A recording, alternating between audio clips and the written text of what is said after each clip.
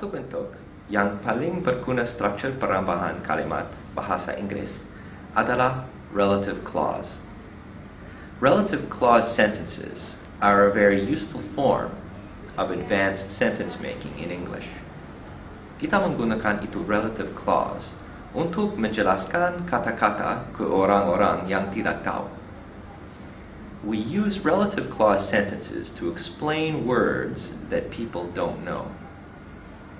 Sebagai contoh, jika seseorang pergi ke dalam restoran dan melihat menu dan tidak tahu apa itu, if someone goes into a restaurant, looks at the menu and doesn't understand something, maybe they'll ask, "What is tempeh? Apa tempeh itu?" Untuk jawab pada orang itu, tempeh is a kind of food made from soybean. Tempeh adalah makanan dibuat dari kedelai. Struktur kalimat relative clause adalah kata benda, that, which, who, atau where. Nanti bagaimana kata benda itu spesial di dalam kategori ini. We use this structure of sentence when we don't know something's name or when the name is not important in the situation. Kita menggunakan struktur ini ketika kita tidak tahu nama sesuatu atau jika nama itu tidak penting di dalam situasi ini.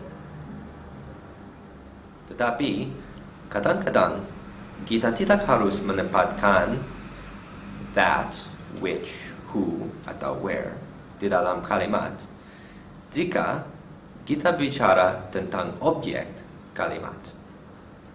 Sometimes we don't need to put those special words in the sentence if we're talking about the object of the sentence. For example, the film that I saw was funny. Itu film yang aku lihat lucu.